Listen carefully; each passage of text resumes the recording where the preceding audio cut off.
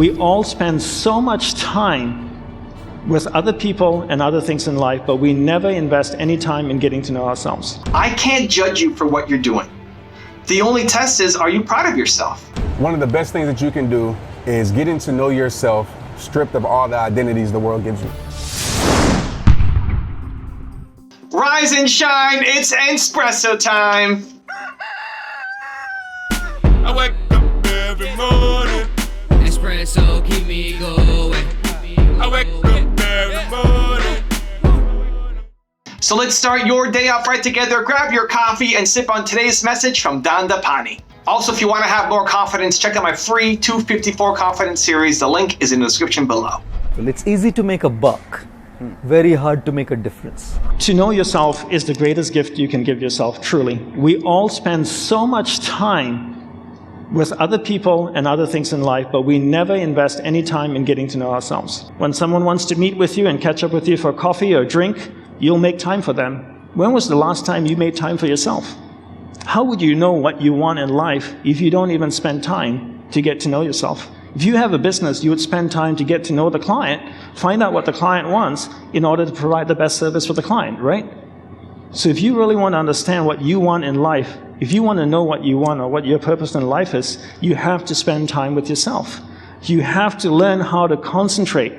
Because if you can't concentrate, you won't be able to sit there long enough and figure out what it is you want in life.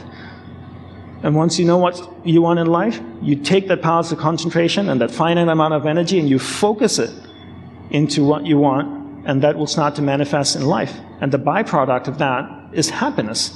When you ask most people what you want in life, most people's response is happiness. Happiness shouldn't be pursued. Happiness ensues. It comes as a byproduct of living a certain way. You need to stop judging your version of balance against someone else's. I think this is something that plagues at least the North American culture. We're constantly comparing what makes us happy against somebody else's life. You have a version of balance. You have a version of happiness. You have a version of passion. It's different for everybody. I can't judge you for what you're doing. The only test is, are you proud of yourself? Do your actions map to your ambitions? Is what's in your calendar a reflection of what will make you happy? And I think as soon as you can get into your own head, as soon as you can understand what happiness and balance and success looks like for you, and stop comparing it against somebody else's version in your life or on Instagram, that's when you can actually go off and find the success you're after. So I look at my relationship with my wife as an example. She's sitting right here next to me. She's watching. She's been, I think, tuning out for most of my videos, but I said her name, Nina, so now she's paying attention. I look at our relationship and how much time do you want to spend with your significant other, right? And so we made a decision that every morning we're gonna go for a walk together. So we wake up, take the dogs out, we go for a walk. I'm not using the phone, I'm not on my device. I'll record one message and that's it. I'm not checking on email, nothing. We have our morning time together to go for a walk. Then we'll come in, we'll do a meditation together, and then we'll start our day, right? In the evening, we'll then also wind down. We'll go for a walk in the evening. We'll watch a show on TV together. Right now we're into, what are we watching? Arrows, Flash. I don't know if you guys hear that on the microphone. So Arrow, Flash, League of Legends, Game of Thrones, Thrones. and a few. So usually at night we'll stop, we'll turn off all the lights, we'll watch one show together, and then we'll go for a walk, and then wind down and go to bed. And then on Saturdays is our fun day where I'll plan the whole day for us to do something. It'll be our cheat day to have whatever food we want, and that's what we do. And during the day though, it's work.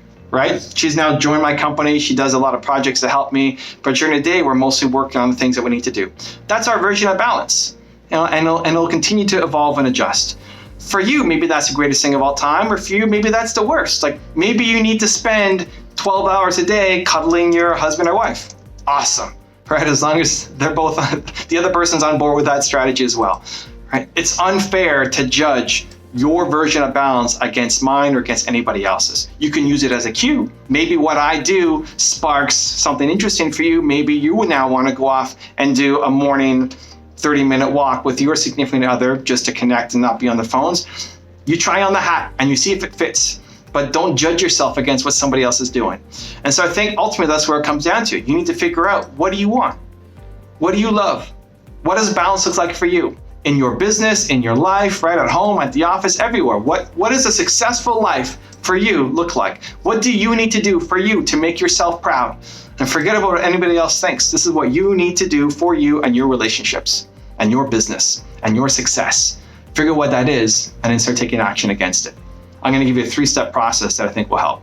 Step number 1 is book a time for yourself. Book a time, book an afternoon, book 3, 4, 5 hours off. Find time, just make it happen. Saturday morning, Friday afternoon, whatever. Book a time, go to a coffee shop and say, this is my time where I'm going to figure out what my life should look like. Number 2, ask yourself, what does a balanced life look like for you? For you, what does it look like? As a father, husband, wife, mother, entrepreneur, boss, leader, employee, like whatever areas of your life, what does balance look like for you right now, this weekend, right? Or today. Don't worry about what it's going to be in 5 years. It'll shift, it'll change. It's okay. What does a balanced life look like for you? For you, you're spending all this time, you're spending hours, you blocked off an afternoon or a morning. It's not asking anybody else. It's not asking your parents. It's not asking your best friend. Forget them. This is not about them and their subjective opinion of what your life should look like. It's about you. It's about spending time with yourself and figuring out what a balanced, ideal life looks like for you. And then step number 3 is make one immediate change to your calendar. Success is habits, right? Your balanced life, your happy life is your habits. It's what you consistently do. You are what you consistently do. And so if you've decided this is what a balanced life looks like for me, great. Now, if you look at how you're actually spending your time, chances are there's something that's off. And so make an immediate change. What's one change that you can make to your calendar that you will consistently do on a daily or weekly basis that will bring more joy, happiness, balance to your life? Now, I've got a really special bonus clip that I think you're going to enjoy. But before that, I want to know what's the one thing for you? What's the one thing that you're going to change after watching this video in your calendar to make your life more balanced? Let me know. Put in the comments below. Talk a little bit about getting comfortable with you, your own skin, who you are. Right. I think one of the best things that you can do is getting to know yourself, stripped of all the identities the world gives you. You know? Yeah. Who are you without the title? Yes. You know, who are you without the significance that the world gives you? And I had to figure that out because, of course, like you said, when I was a football player, and even now at rehab time, you know, the world will give me these titles of who I am. This is your identity. You have to be this person. And when you lose that, you will lose yourself. Golly, that's good. And so dude. I call it protecting my peace. I did it earlier out here. I mean, a beautiful place to protect your peace in Laguna Beach. Yeah. I do it every single day. I protect my peace by diving into who I am, right? My struggles, my insecurities, things I'm tempted by. I get to know myself better. And I think a lot of people, they don't get to know themselves. I don't at either. all. They don't spend time. I mean, I tweeted this out, I Snapchat this out today, and someone says, I can't be by myself. Yes. Yep.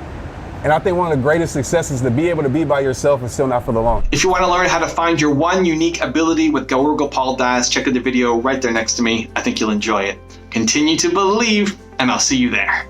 We all have a unique ability that no one in the world can replicate.